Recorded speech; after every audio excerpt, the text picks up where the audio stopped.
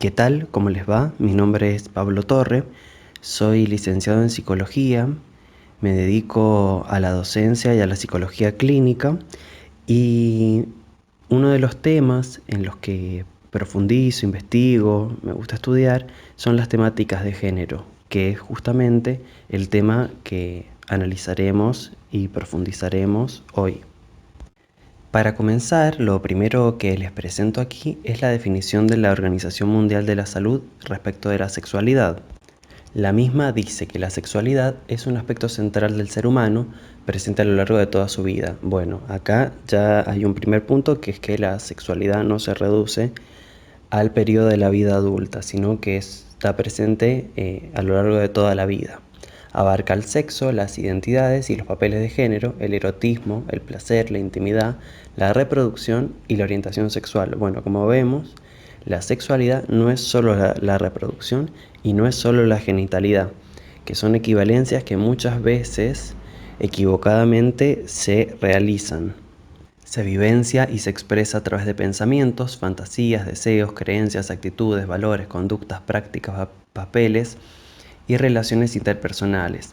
La sexualidad puede incluir todas estas dimensiones, no obstante, no todas ellas se vivencian o se expresan siempre. La sexualidad está influida por la interacción de factores biológicos, psicológicos, sociales, económicos, políticos, culturales, éticos, legales, históricos, religiosos y espirituales. Bien, en esta última parte, lo que me gustaría resaltar es que la sexualidad, como veníamos diciendo, no es solo genitalidad ni mera reproducción. La sexualidad no se restringe ni se puede estudiar exclusivamente mediante sus aspectos y factores biológicos, sino que hay toda una serie de ámbitos que influyen en la sexualidad más allá de la biología, porque somos seres biopsicosociales y no meramente biológicos.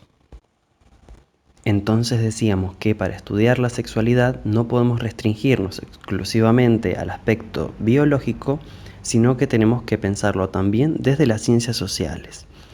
¿Qué ocurre cuando estudiamos ciencias sociales? Ocurre un fenómeno diferente a cuando estudiamos ciencias naturales. Cuando estudiamos física, cuando estudiamos matemática, no necesariamente tenemos conocimientos previos sobre el tema. Entonces, incorporamos esa información más fácilmente en el sentido de que no hay una información previa que contradice eso que se nos está contando. A veces la física de todos modos puede ser un poco antiintuitiva porque tenemos a veces un modelo aristotélico de física y es requerido que sea reemplazado por un modelo newtoniano, y a veces si tenemos un modelo newtoniano y hay que reemplazarlo por un modelo relativista, ahí se ve esa cuestión, esa dificultad, ese obstáculo epistemológico.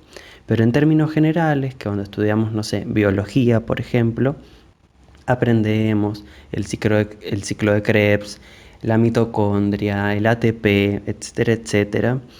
Y como no tenemos un conocimiento previo sobre eso, no hay nada que nos haga de obstáculo epistemológico entre lo que sabemos y lo nuevo a adquirir.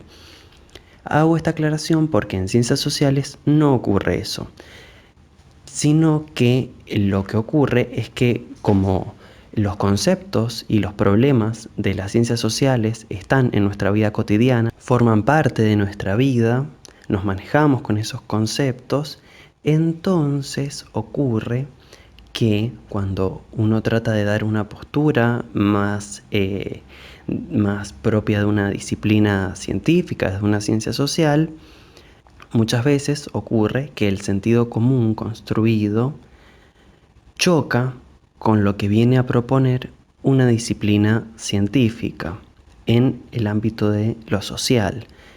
Ahí hay un obstáculo epistemológico, que es que todo el sentido común preexistente no coincide necesariamente con lo que viene a proponer una ciencia social. Entonces se da este fenómeno de obstáculo epistemológico en donde no se termina de aceptar esa información, donde hay rechazos hacia esa información nueva, Y entonces, para que podamos superar estos obstáculos epistemológicos, lo primero que quiero proponerles es que pensemos qué dice ese sentido común sobre la sexualidad. En la sociedad en la que hemos nacido, en la sociedad en la que existimos, hay ciertos preconceptos sobre la sexualidad, como hay ciertos preconceptos sobre cualquier concepción social. Existen ideas que incorporamos desde la niñez, desde nuestra familia, la iglesia, la escuela, los medios de comunicación, y que hemos naturalizado. Y sería saludable repensar y problematizar. ¿Qué características podemos identificar en el sentido común respecto de la sexualidad? Bueno, algunas que he identificado son el patriarcado, el machismo, el sexismo, el biologicismo, el binarismo, la cis-heteronormatividad, la homo-lesbo-transfobia y la mononorma.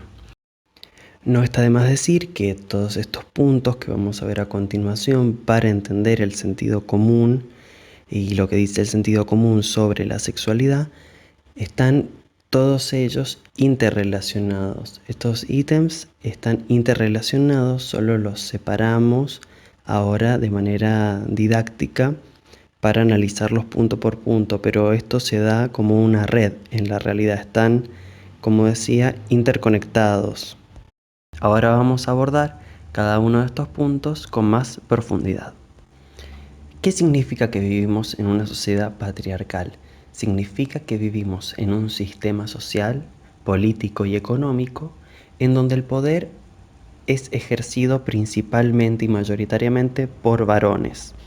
Si ustedes se fijan, en el G20, en el G7, en el G5, en todas las cumbres de las potencias mundiales, los representantes, los presidentes, son varones. Los líderes de las iglesias son varones. La propiedad privada está en manos de varones. Los principales periodistas son varones. Y esto no se debe a que las mujeres no puedan acceder por capacidad a esos puestos, sino porque existen impedimentos, trabas que ya vamos a desarrollar más adelante, que justamente impiden el acceso a ciertos puestos de poder, de liderazgo, etc. Es importante tener en cuenta que todo el mundo occidental se organiza en ciertos ejes binarios, dicotómicos, en el cual hay una variable mayor y una variable menor. Para pensar esto, les propongo un ejercicio. Si yo les digo, imagínense una persona, lo más probable es que se imaginen un hombre blanco, sin discapacidad, por fuera de la línea de la pobreza, cuerdo, heterosexual, adulto, etc. Esto muestra que de estos binarismos que decíamos, existe uno que se haya naturalizado y que se aparece como lo universal y la norma, y otro como que es la desviación, el par menor de ese binomio. El hombre por sobre la mujer, lo blanco por sobre lo no blanco, lo occidental por sobre lo no occidental, lo cuerdo frente a lo loco, las capacidades hegemónicas físicas sobre las discapacidades o la diversidad funcional, la heterosexualidad por sobre las manifestaciones no heterosexuales de vida, etcétera, etcétera, etcétera. El mundo occidental se ordena en binomios que se ordenan de manera jerárquica. Bueno, este es uno de los binomios que estructura la modernidad, que es el patriarcado, donde el hombre se ubica como figura central en puestos de poder y también a nivel de nuestras representaciones inconscientes, porque decimos el hombre para hablar del ser humano, por ejemplo. Los efectos del patriarcado en la salud son muchísimos, pero el más grave, la manifestación más grave, la punta del iceberg, son los feminicidios o femicidios, donde en Argentina Como muestran acá las placas, las noticias que estoy mostrando son muy elevados y donde también hay que hacer un ejercicio por no pensar estos números como mera cifra, como un mero número, sino que cada uno de esos números es una mujer asesinada por generalmente un gran porcentaje por un varón de su entorno. Entonces, este es un gran problema social que tenemos que afrontar siguiendo con las características del sentido común y que repercuten sobre los conceptos naturalizados sobre la sexualidad, está el machismo, que se vincula con lo que veíamos recién del patriarcado como sistema estructural. El patriarcado sería más bien el sistema estructural y el machismo sería estas conductas dentro de este sistema. Es la presunción de superioridad del varón por sobre la mujer. Todas las personas somos machistas porque nos hemos educado en un mundo machista. Entonces, porque yo veo que todo el mundo ahora se dice feminista, que ojalá lo fuésemos. No sé si es necesario aclarar a esta altura del partido que feminista no es lo opuesto de machista, sino que el feminismo busca una igualdad en las relaciones de género. Decía que entonces que más que rápidamente que las personas se declaren feministas, estaría bueno problematizarnos y pensarnos que somos machistas. Todas las personas somos machistas porque hemos nacido y hemos sido educados y criados en una cultura machista. Entonces es una labor ardua, difícil, compleja, la de revisar nuestras conductas, revisar nuestras concepciones, revisar nuestros modos de vida y problematizarlos para ser cada día menos machistas.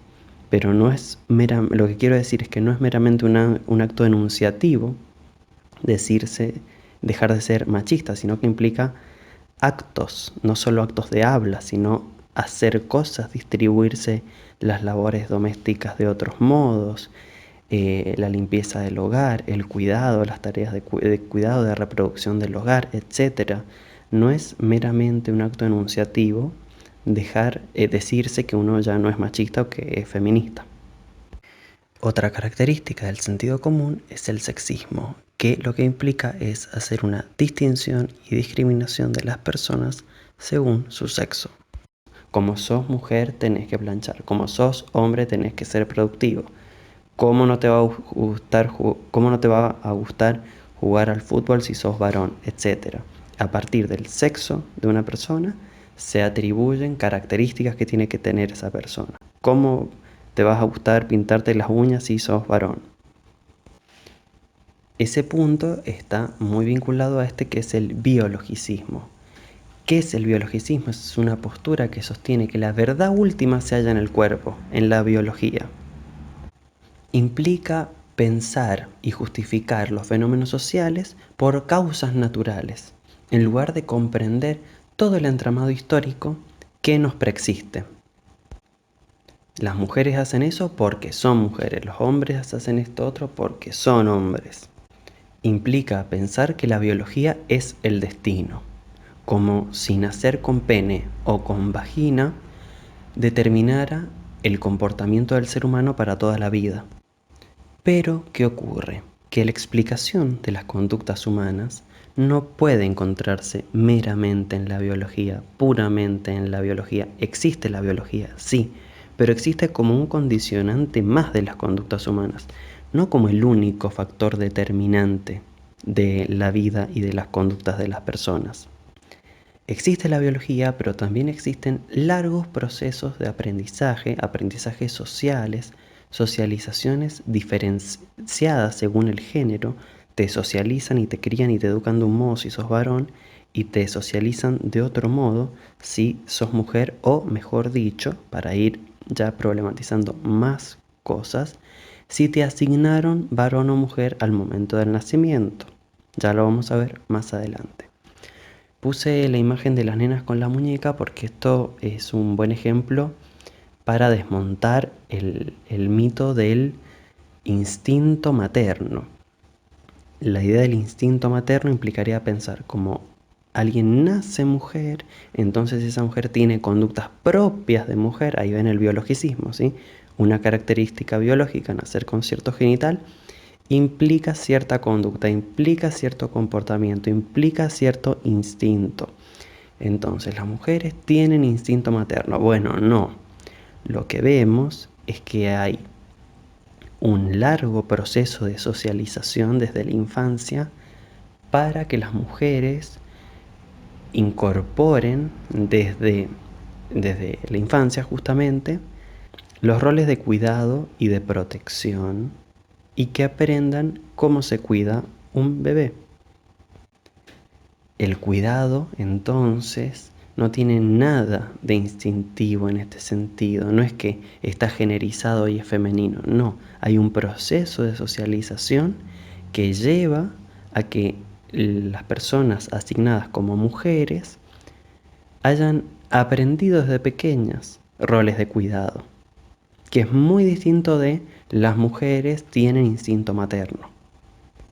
Lo mismo implicaría pensar, por ejemplo, que, no sé, los hombres lloran menos por naturaleza, porque son hombres. Bueno, no, hay todo un proceso de socialización para que el varón no muestre ciertos sentimientos, no muestre debilidad, no muestre dolor, etc. Avanzando, tenemos el pensamiento, bueno, el pensamiento occidental es binario, es dicotómico. Esto ya lo dijimos, implica o supone la existencia natural de dos categorías, excluyendo, intentando normalizar o patologizando lo que no entra en ninguna de estas dos categorías. Como ejemplos culturales vemos la cultura del rosa y el celeste, que haya un huevo Kinder rosado y otro celeste, bueno, ya es tremendo, es hasta el juguete, hasta la golosina está generizada. Hay, bueno, todo en el mundo está generizado. El tema es que deje un poco de estarlo, ¿no? Es como las profesiones están generizadas. El fútbol es un deporte asociado a lo masculino, la medicina a lo masculino, la enfermería a lo femenino, la ingeniería a lo masculino, la psicología a lo femenino. Todo está generalizado. El tema es que las personas no respondemos necesariamente a lo que se nos demanda de esos estándares y de esas pautas generizadas de conducta. Hay hombres que les gusta la psicología, hay mujeres que les interesa la medicina, hay hombres que van a ser enfermeros y mujeres que van a ser ingenieras. Bueno, tiene que ver con esto. Todo está generizado y en el género hay dos géneros, hombre y mujer, y no hay otra cosa, y los juguetes están generizados y hasta el huevo Kinder está generizado. Está generizado y son dos los géneros. Bueno, en esta otra imagen vemos más ejemplos. Día del niño con C de campeón o con C de cocinera, C de constructor o C de coqueta. Los juegos están generizados. Por eso después lo que somos como adultos, hombres y mujeres, tienen que ver con estos procesos de socialización diferenciados entre varones y mujeres, no con características biológicas naturales que por eso los hombres son así, que explican por qué las mujeres son asá. Pasemos ahora a otra característica.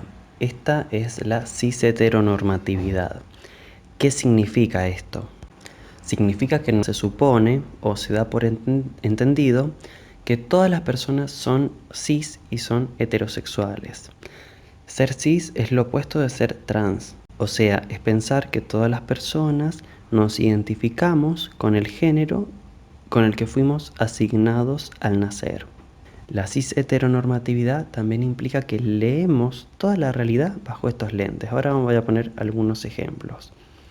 Por ejemplo, hasta hace unos años, hasta el año 2010, las parejas del mismo sexo no se podían casar. ¿Por qué? Porque el matrimonio estaba pensado como institución heterosexual, exclusivamente.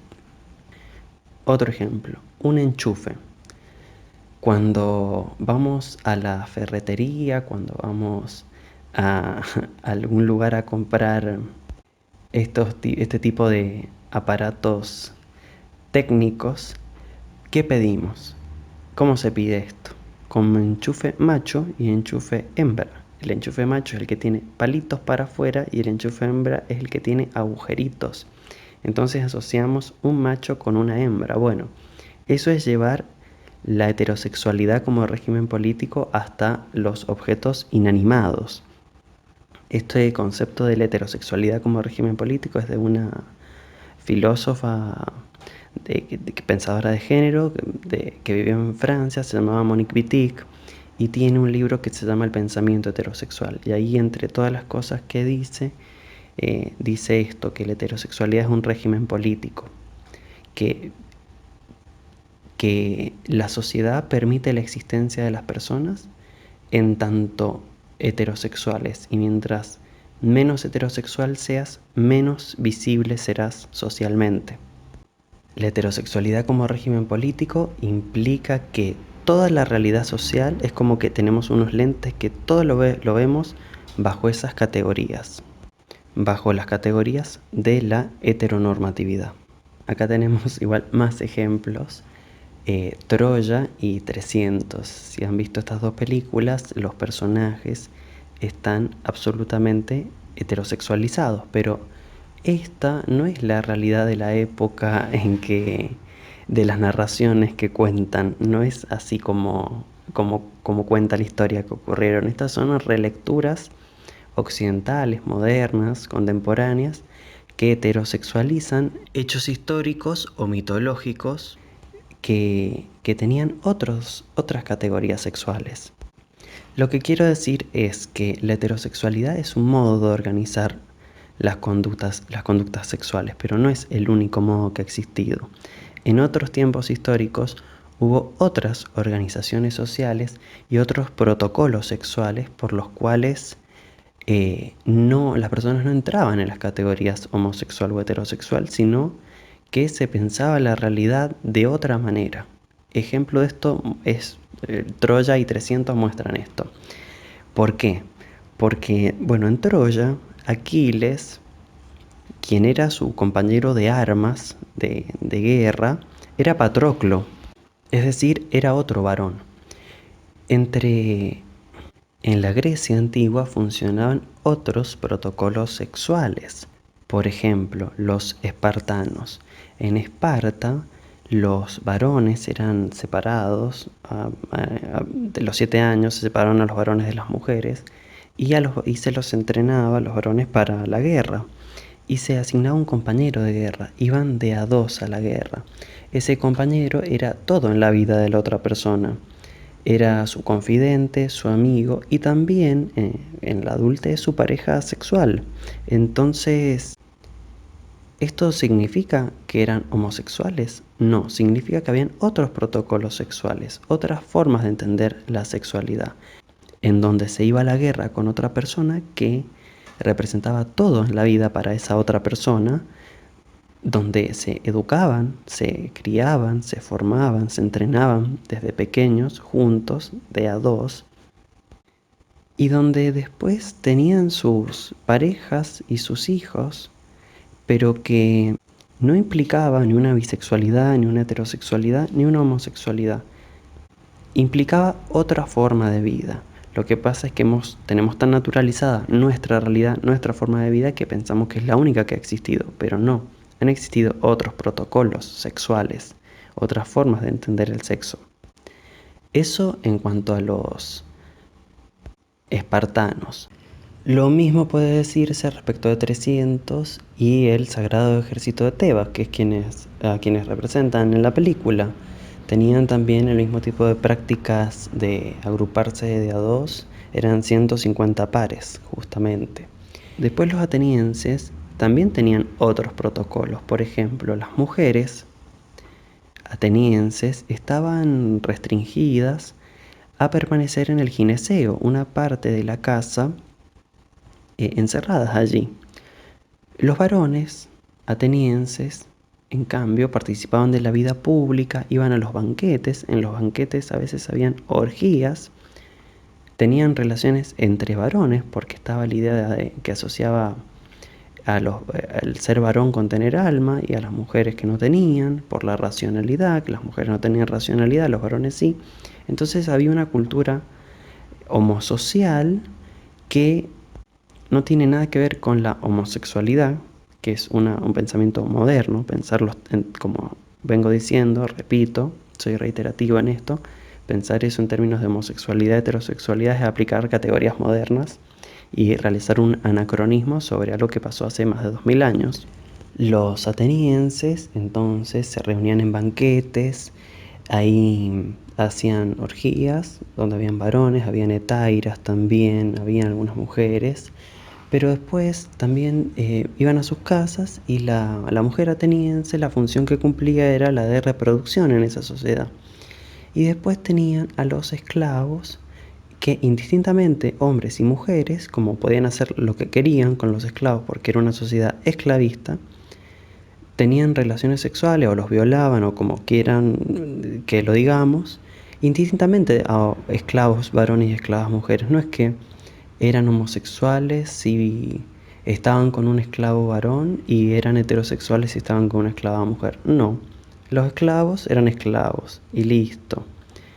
Esto lo digo, estoy yéndome y desviándome mucho, haciendo una digresión grande, hablando de estas cuestiones históricas, pero es para que tomemos magnitud del modo en que tenemos naturalizado nuestro protocolo sexual y que cuando mostramos que han habido otros en otros tiempos históricos, bueno, se desnaturaliza y se ve el carácter artificial de nuestras categorías, el carácter artificial y contingente de nuestras categorías.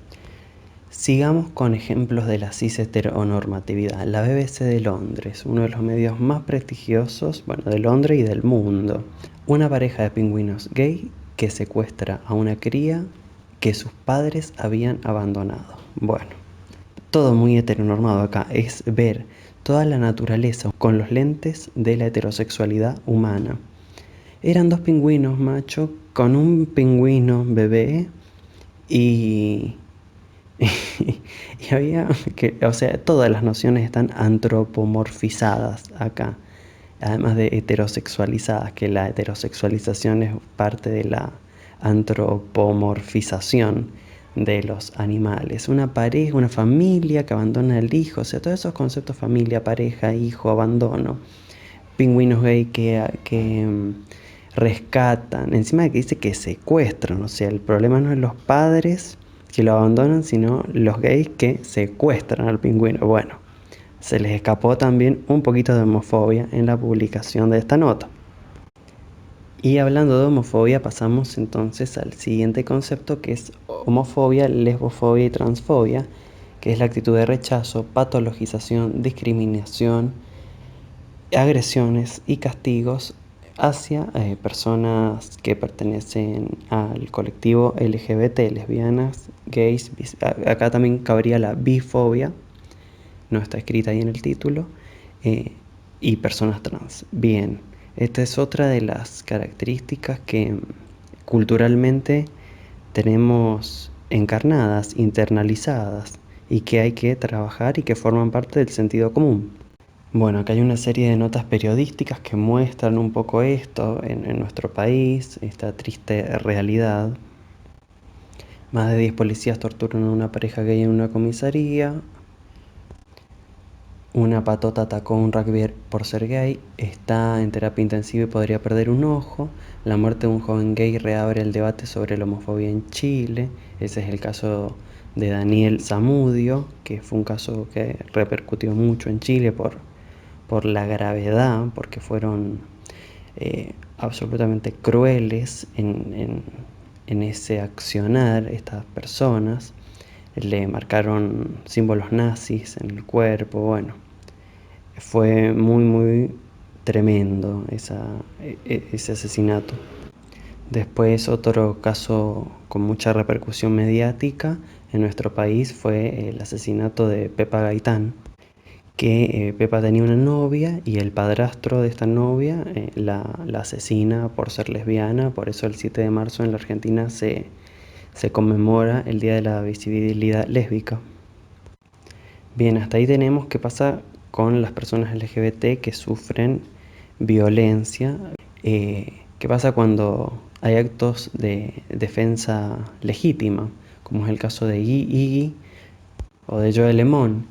Bueno, pasa que la justicia, que también está atravesada por categorías patriarcales y homo-lesbo-transfóbicas, a estas personas que se defienden de ataques homofóbicos o transfóbicos, terminan yendo a la cárcel, no se consideran sus acciones como legítima defensa, y entonces parece que la justicia prefiere muertas a estas personas antes que vivas por haberse defendido. O sea, si no se defienden, las matan; si se defienden, van presas.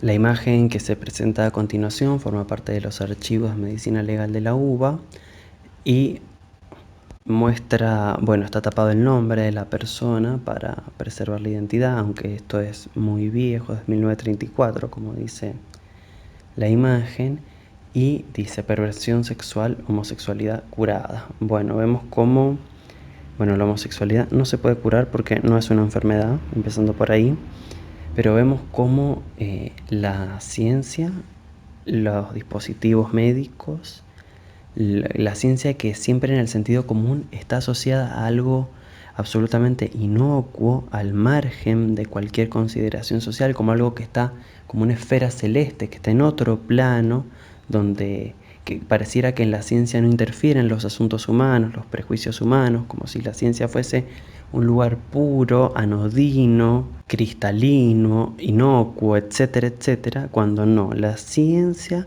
es una producción humana, la ciencia la hacen personas.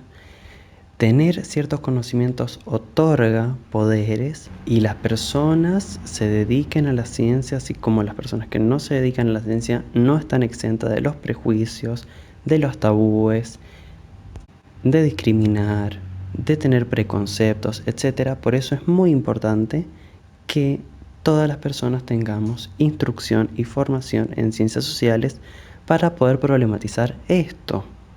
La ciencia ha sido históricamente heterosexual y patriarcal, y la medicina no escapa de esto.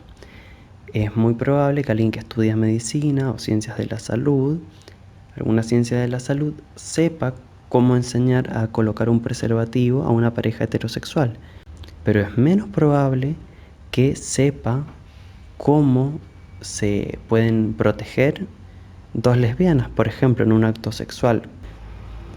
Bueno, la barrera de látex es algo que no se conoce tanto. ¿Por qué? Porque la ciencia es heterosexual, es heteronormada, está pensada para y por la heterosexualidad. Entonces se invisibilizan prácticas que tienen que ver con el cuidado de otros grupos que se encuentran invisibilizados.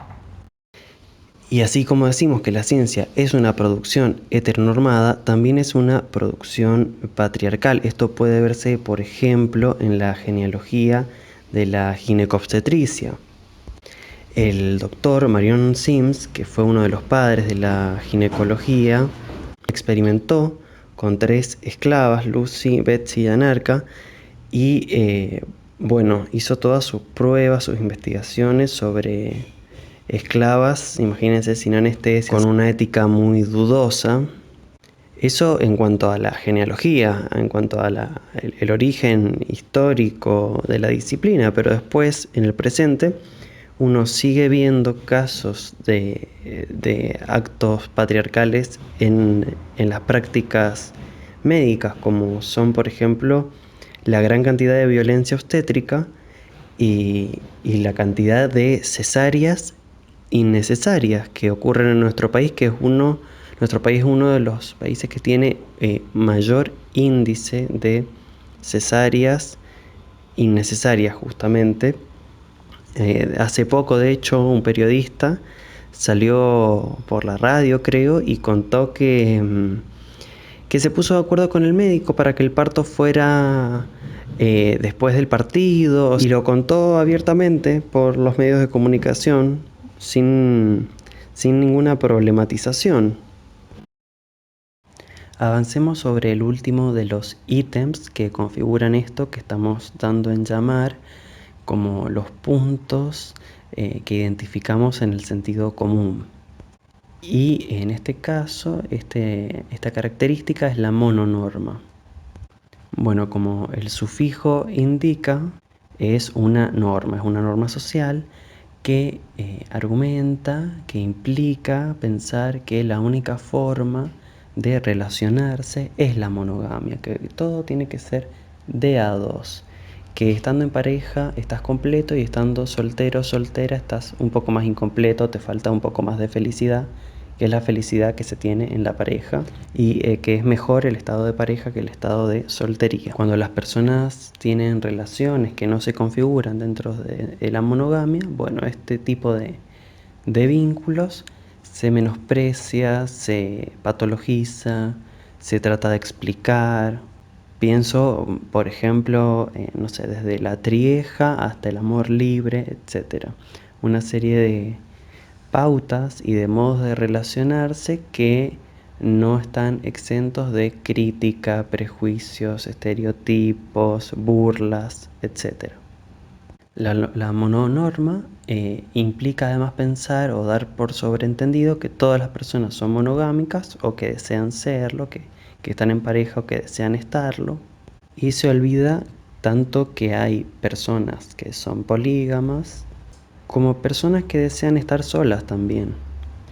Todas estas características que hemos visto, la mononorma, la cis heteronorma, el machismo, el biologicismo, el binarismo, etc., están muchas veces fomentados por los medios de comunicación que refuerzan ciertos conceptos sobre lo que es la vida, sobre lo que es la salud y sobre lo que es la sexualidad.